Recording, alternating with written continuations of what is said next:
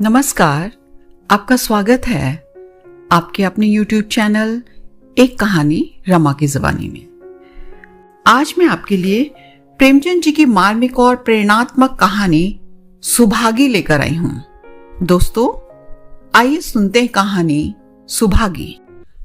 और लोगों के यहाँ चाहे जो होता हो, तुलसी महतो अपनी लड़की सुभागी को लड़के रामू से जी भर भी कम प्यार न करते थे। रामू जवान होकर भी काठ का उल्लू था।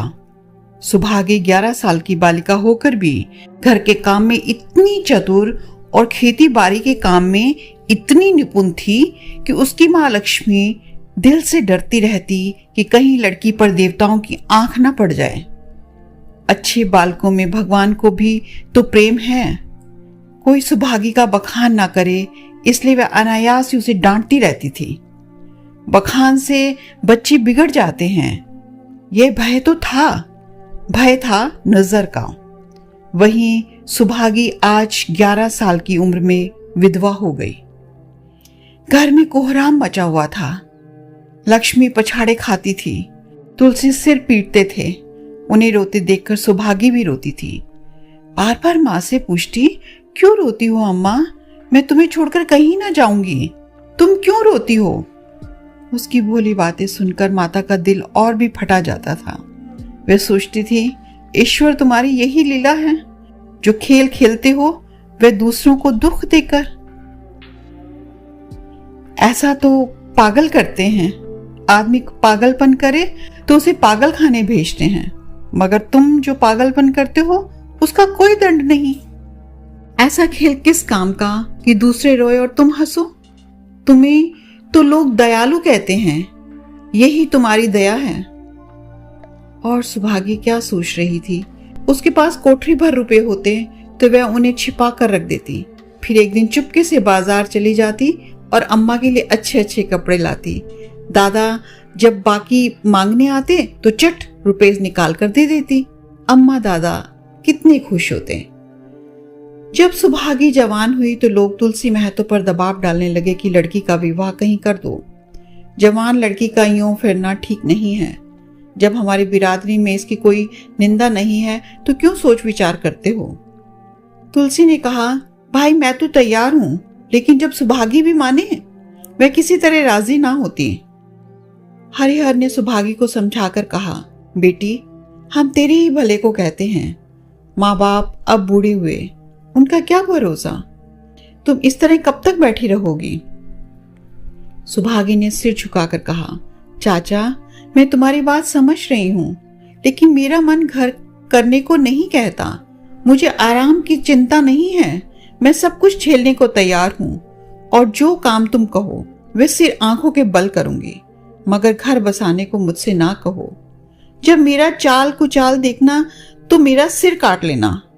अगर मैं सच्चे बाप की बेटी होंगी तो बात की भी मैं पक्की रहूंगी। फिर लज्जा रखने वाले तो भगवान हैं। मेरी क्या हस्ती है कि मैं कुछ बोलूं? उजड़ रामू बोला, तुम अगर सोचती हो भैया कमावेंगे और मैं बैठी मौज करूंगी तो इस भरोसे में ना रहो। यहाँ किसी ने जन्म भर का ठेका नहीं लिया है। रामू की दुल्हन रामू से भी 2 अंगुल ऊंची थी। मटक कर बोली, हमने किसी का कर्ज थोड़े ही खाया है कि जन्म भर बैठे भरा करें। यहाँ तो खाने को भी महीन चाहिए, पहनने को भी महीन चाहिए। यह हमारे बूते की बात नहीं है। सुभागी ने गर्व से भरे हुए स्वर में कहा, भाभी मैंने तुम्हारा आसरा कभी नहीं किया और भगवान ने चाहा तो कभी करूंगी भी नहीं। तुम अपनी देखो, मेरी चिंता ना करो। रामू की दुल्हन को जब मालूम हो गया कि सुभागी घर ना करेगी तो और भी उसके सिर हो गई। हमेशा एक न एक खूचड़ लगाए रखती थी। उसे रुलाने में जैसे उसको मजा आता था। वह बेचारी पहर रात से उठकर कूटने पीसने में लग जाती, चौका बर्तन करती, गोबर पाथती, फिर खेत में काम करने चली जाती। दोपहर को आकर जल्दी जल्दी खाना पकाकर सबको खिलाती। रात को कभी माँ के सिर में तेल डालती, कभी उसकी देह दबाती। तुलसी चिलम के भक्त थे, उन्हें बार बार चिलम पिलाती। यहाँ तक अपना बस चलता माँ बाप को कोई काम ना करने देती। हाँ, भाई को ना रोकती, सोचती है तो जवान आदमी है, या काम ना करेंगे तो गृहस्थी कैसे चलेगी। मगर रामू को यह बुरा लगता। अम्मा और दादा को तिनका तक नहीं उठाने देती और मुझे पीसना चाहती है। यहां तक कि एक दिन वह जामे से बाहर हो गया। सुभागी से बोला, अगर उन लोगों का बड़ा मोह है तो क्यों नहीं अलग लेकर रहती हो। सेवा करो तो मालूम हो कि सेवा कड़वी लगती है कि मीठी। दूसरों के बल पर वाहवाही लेना आसान है, बहादुर वह है जो अपने बल पर काम करे। सुभागी ने तो कुछ जवाब न दिया। बात बढ़ जाने का भय था, मगर उसके माँ बाप बैठे सुन रहे थे। महतो से ना रहा गया। बोले, क्या है रामू, उस गरीबन से क्यों लड़ते हो। रामू पास आकर बोला, तुम बीच में कूद पड़े, मैं तो उसको कहता था। तुलसी, जब तक मैं जीता हूं तुम उसे कुछ नहीं कह सकते। मेरे पीछे जो चाहे करना, बेचारी का घर में रहना मुश्किल कर दिया है। रामू, आपको बेटी बहुत प्यारी है तो उसे गले बांध कर रखिए, मुझसे तो नहीं सहा जाता। तुलसी, अच्छी बात है, अगर तुम्हारी यह मर्जी है तो यही होगा। मैं कल गांव के आदमियों को बुलाकर बंटवारा कर दूंगा। तुम चाहे छूट जाओ, सुभागी नहीं छूट सकती। रात को तुलसी लेटे तो वही पुरानी बातें याद आई, जब रामू के जन्मोत्सव में उन्होंने रुपए कर्ज लेकर जलसा किया था और सुभागी पैदा हुई तो घर में रुपए रहते हुए भी उन्होंने कौड़ी ना खर्च की। पुत्र को रत्न समझा था, पुत्री को पूर्व जन्म के पापों का दंड। वह रत्न कितना कठोर निकला और यह दंड कितना मंगलमय। दूसरे दिन महतो ने गांव के आदमियों को जमा करके कहा, पंचों, अब रामू और मेरा एक स्थान पे निभा नहीं हो सकता। मैं चाहता हूं कि तुम लोग इंसाफ से जो कुछ मुझे दे दो वह लेकर अलग हो जाऊं। रात दिन की किचकिच अच्छी नहीं। गांव के मुख्तार बाबू सज्जन सिंह बड़े सज्जन पुरुष थे। उन्होंने रामू को बुलाकर पूछा, क्यों जी, तुम अपने बाप से अलग रहना चाहते हो? तुम्हें शर्म नहीं आती कि औरत के कहने से माँ बाप को अलग किए देते हो? राम राम। रामू ने डिठाई के साथ कहा, जब एक में गुजर ना हो तो अलग हो जाना ही अच्छा है। सज्जन सिंह, तुमको एक में क्या कष्ट होता है? रामू, एक बात हो तो बताओ। सज्जन सिंह, कुछ तो बतलाओ। रामू, साहब, एक में मेरा इनके साथ निभाना होगा, बस, मैं और कुछ नहीं जानता। यह कहता हुआ रामू वहां से चलता बना। तुलसी, देख लिया आप लोगों ने इसका मिजाज। आप चाहे 4 हिस्सों में 3 हिस्से उसे दे दें, पर अब मैं इस दुष्ट के साथ ना रहूंगा। भगवान ने बेटी को दुख दे दिया। नहीं, मुझे खेती बाड़ी लेकर क्या करना था, जहां रहता वहीं कमाता खाता। भगवान ऐसा बेटा साथ में वैरी को भी ना दे। लड़के से लड़की भली, जो कुलवंती होए। सहसा सुभागी आकर बोली, दादा, ये सब बाट बखरा मेरे ही कारण हो रहा है, मुझे क्यों नहीं अलग कर देते? मैं मेहनत मजदूरी करके अपना पेट पाल लूंगी। अपने से जो कुछ बन पड़ेगा तुम्हारी सेवा करती रहूंगी, पर रहूंगी अलग। यूं घर का सारा बांट होते मुझसे नहीं देखा जाता। मैं अपने माथे यह कलंक नहीं लेना चाहती। तुलसी ने कहा, बेटी, हम तुझे ना छोड़ेंगे चाहे संसार छूट जाए। रामू का मैं मुंह नहीं देखना चाहता, उसके साथ रहना तो दूर रहा। रामू की दुल्हन बोली, तुम किसी का मुंह नहीं देखना चाहते तो हम भी तुम्हारी पूजा करने को व्याकुल नहीं हैं। मैं तो दांत पीसते हुए उठे कि बहू को मारे, मगर लोगों ने पकड़ लिया। बंटवारा होते ही महतो और लक्ष्मी को मानो पेंशन मिल गई। पहले तो दोनों सारे दिन सुभागी के मना करने पर भी कुछ न कुछ करते ही रहते थे, पर अब उन्हें पूरा विश्राम था। पहले दोनों दूध घी को तरसते थे। सुभागी ने कुछ रुपए बचाकर एक भैंस ले ली। बूढ़े आदमियों की जान तो उनका भोजन है, अच्छा भोजन ना मिले तो वे किस आधार पर रहें? चौधरी ने बहुत विरोध किया, कहने लगे, घर का काम यूं ही क्या कम है कि तू एक नया झंझट पाल रही है। सुभागी उन्हें बहलाने के लिए कहती, दादा, दूध के बिना मुझे खाना नहीं अच्छा लगता। लक्ष्मी ने हंसकर कहा, बेटी, तू झूठ कब से बोलने लगी? कभी दूध हाथ से तो छूती नहीं, खाने की कौन कहे? सारा दूध हम लोगों के पेट में ठूस देती है। गांव में जहां देखो सबके मुंह से सुभागी की तारीफ। लड़की नहीं देवी है, 2 मर्दों का काम भी करती है, उस पर माँ बाप की सेवा भी किए जाती है। सज्जन सिंह तो कहते यह उस जन्म की देवी है, मगर शायद महतो को यह सुख बहुत दिन तक भोगना ना लिखा था। 7-8 दिन से महतो को जोर से ज्वर चढ़ा हुआ था, देह पर कपड़े का तार भी नहीं रहने देते। लक्ष्मी पास बैठी रो रही थी। सुभागी पानी के लिए खड़ी है। अब एक क्षण पहले महतो ने पानी मांगा था, पर जब तक वे पानी लाए उसका जी डूब गया और हाथ पांव ठंडे हो गए। सुभागी उनकी दशा देखते ही रामू के घर गई और बोली, भैया चलो, देखो आज दादा न जाने कैसे हुए जाते हैं, 7 दिन से ज्वर नहीं उतरा। रामू ने चारपाई पर लेटे लेटे कहा, तो क्या मैं डॉक्टर हकीम हूं कि देखने चलूं? जब तक अच्छे थे तब तक तो तुम उनके गले का हार बनी हुई थी, अब जब मरने लगे हैं तो मुझे बुलाने आई हो। उसी वक्त उसकी दुल्हन अंदर से निकल आई और सुभागी से पूछा, दादो को क्या हुआ है दीदी? सुभागी के पहले रामू बोल उठा, हुआ क्या है, अभी कोई मरे थोड़े ही जाते हैं। सुभागी ने फिर उससे कुछ ना कहा, सीधे सज्जन सिंह के पास गई। उसके जाने के बाद रामू हंसकर स्त्री से बोला, त्रिया चरित्र इसी को कहते हैं। स्त्री, इसमें त्रिया चरित्र की कौन बात है, चले क्यों नहीं जाते? रामू, मैं नहीं जाने का, जैसे उसे लेकर अलग हुए थे वैसे उसे लेकर रहें, मर भी जाऊं तो न जाऊं। स्त्री हंसकर, मर जाएंगे तो आग देने तो जाओगे, तब कहां भागोगे? रामू, कभी नहीं, सब कुछ उनकी प्यारी सुभागी कर लेगी। स्त्री, तुम्हारे रहते वह क्यों करने लगी? रामू, जैसे मेरे रहते उसे लेकर अलग हुए, और कैसे? स्त्री, नहीं जी, यह अच्छी बात नहीं है, चलो देखा में, कुछ भी हो बाप ही तो है, फिर गांव में कौन मुंह दिखाओगे? रामू, चुप रहो, मुझे उपदेश मत दो। उधर बाबू साहब ने जो ही महतो की बात सुनी तुरंत सुभागी के साथ भागे चले आए। यहाँ पहुंचे तो महतो की दशा और खराब हो चुकी थी। नाड़ी देखी तो बहुत धीमी थी। समझ गए कि जिंदगी के दिन पूरे हो गए, मौत का आतंक छाया हुआ था। सजल नेत्र होकर बोले, महतो भाई कैसा जी है? महतो जैसे नींद से जागकर बोले, बहुत अच्छा है भैया, अब तो चलने की बेला है। सुभागी के पिता अब तुम ही हो, उसे तुम्ही को सौंपे जाता हूं। सज्जन सिंह ने रोते हुए कहा, भैया महतो घबराओ मत, भगवान ने चाहा तो तुम अच्छे हो जाओगे।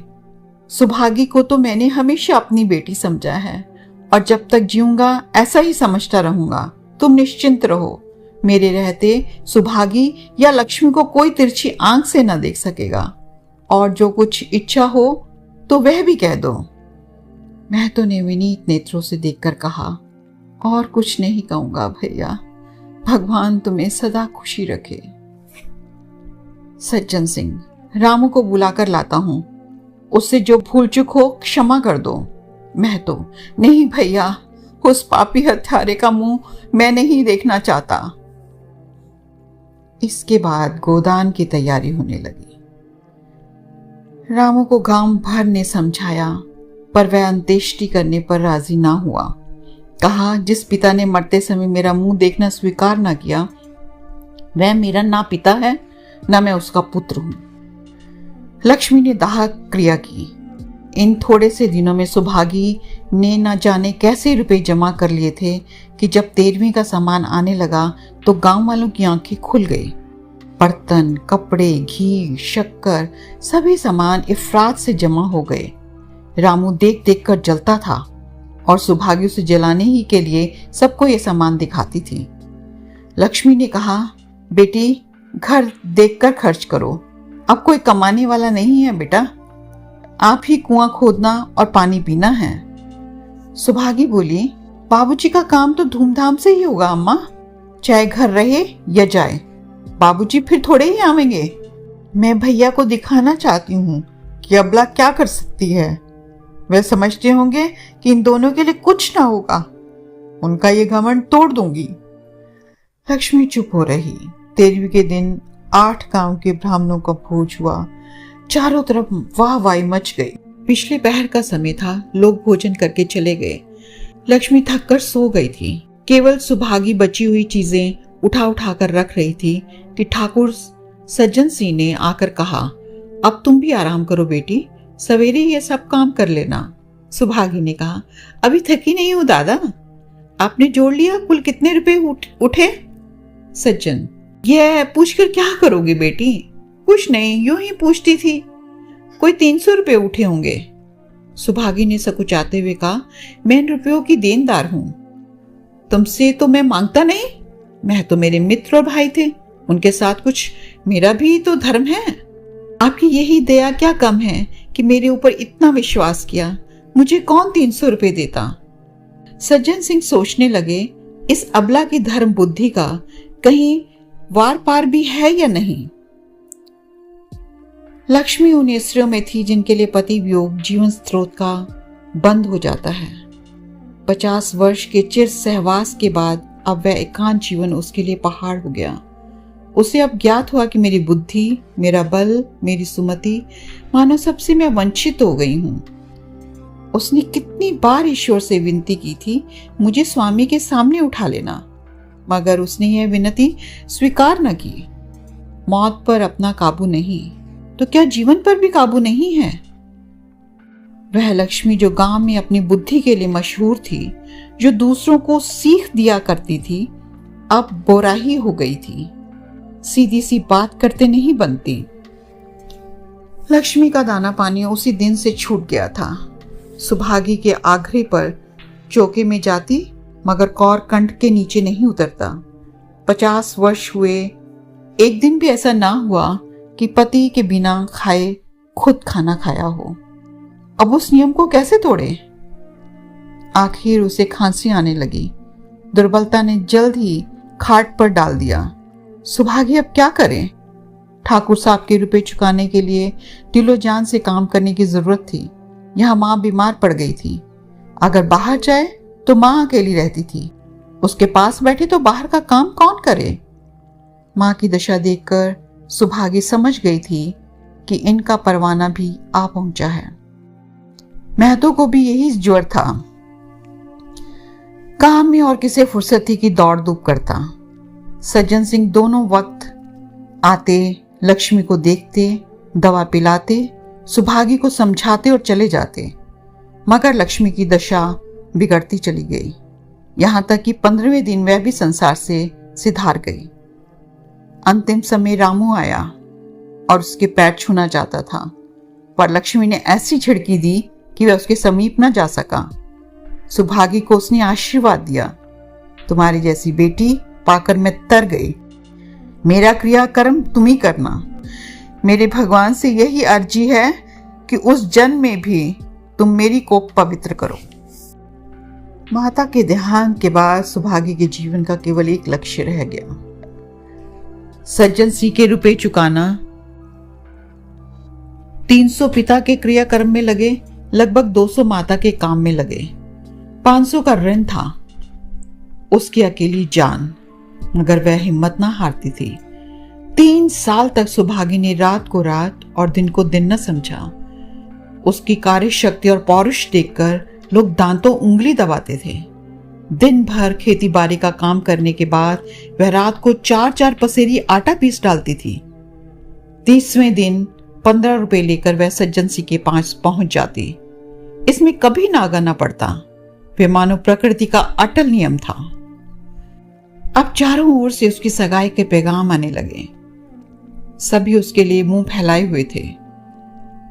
जिसके घर सुभागी जावेगी उसके भाग्य फिर आएंगे। सुभागी यही जवाब देती, अभी वह दिन नहीं आया। जिस दिन सुभागी ने आखिरी किश्त चुकाई, उस दिन उसकी खुशी का ठिकाना न था। आज उसके जीवन का कठोर व्रत पूरा हो गया था। वे चलने लगी तो सज्जन सिंह ने कहा, बेटी तुमसे मेरी एक प्रार्थना है। कहो कहूं, कहो ना कहूं, मगर वचन दो कि मानोगी। सुभागी ने कृतज्ञ भाव से देखकर कहा, दादा आपकी बात ना मानूंगी तो किसकी बात मानूंगी? मेरा तो रोया रोया आपका गुलाम है। सज्जन सिंह, अगर तुम्हारे मन में यह भाव है तो मैं ना कहूंगा। मैंने अब तक तुमसे इसलिए नहीं कहा कि तुम अपने को मेरा देनदार समझ रही थी। अब रुपए चुक गए। मेरा तुम्हारे ऊपर कोई एहसान नहीं है, रत्ती भर भी नहीं। बोलो कहूं? सुभागी, आपकी जो आज्ञा हो। सज्जन सिंह, देखो इनकार ना करना, नहीं मैं फिर तुम्हें अपना मुंह ना दिखाऊंगा। सुभागी, क्या आज्ञा है? सज्जन सिंह, मेरी इच्छा है कि तुम मेरी बहू बनकर मेरे घर को पवित्र करो। मैं जात पात का कायल हूं, मगर तुमने मेरे सारे बंधन तोड़ दिए। मेरा लड़का तुम्हारे नाम का पुजारी है, तुमने उसे बार बार देखा है। बोलो, मंजूर करती हो? सुभागी, दादा इतना सम्मान पाकर पागल हो जाऊंगी।